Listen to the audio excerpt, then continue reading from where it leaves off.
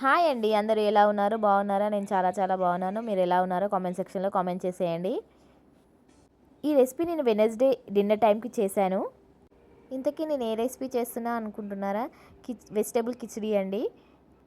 ఇంట్లో వెజిటేబుల్స్ ఏమి లేనప్పుడు, మనకు ఇంట్రెస్ట్ లేనప్పుడు, ఎక్కువ కర్రీ కుక్ చేసే ఇంట్రెస్ట్ లేనప్పుడు ఇలా చాలా సింపుల్గా చేసుకోవచ్చండి ఈ రెసిపీ. ఈ రెసిపీ కోసం ముందే బియ్యము పప్పు నానబెట్టుకోవాలండి. తర్వాత ఒక ప్రెషర్ కుక్కర్లో చేస్తున్నాను ఈ రెసిపీ. ప్రెషర్ కుక్కర్లో అయితే నాకు 3 విజిల్స్కి సింపుల్గా అయిపోతుందని చేస్తున్నానండి. ముందుగా ఆయిల్ హీట్ చేసుకోవాలి. ఆయిల్ హీట్ అయ్యాక స్పైసెస్ అన్నీ యాడ్ చేసుకోవాలి. తర్వాత వెజిటేబుల్స్ వేయాలి. వెజిటేబుల్స్ అన్నీ కుక్ అయ్యాక కొంచెం పసుపు, ఉప్పు, అల్లం వెల్లుల్లి పేస్ట్ యాడ్ చేసుకోవాలి.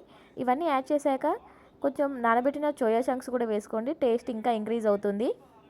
ఇవన్నీ మంచిగా కుక్ అయ్యాక మనం ముందుగా నానబెట్టిన రైస్ ఉంది కదా, ఆ రైస్లోని వాటరే దీంట్లో ఎసరుగా పోయండి.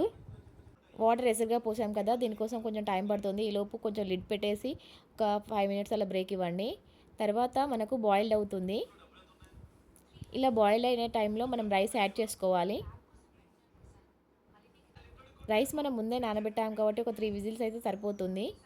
ఇదంతా కుక్కర్లోకి యాడ్ చేసుకొని బాగా కలిపి లిడ్ పెట్టేసేయడమే. లిడ్ పెట్టాక ఒక 3 విజిల్స్ వేయించుకోండి. 3 విజిల్స్ వస్తే సరిపోతుందండి. పొడి పొడిలో ఆడుతూ వస్తుంది. చూసారుగా నా వీడియో నచ్చితే కొంచెం సబ్స్క్రైబ్ చేసుకోండి ప్లీజ్.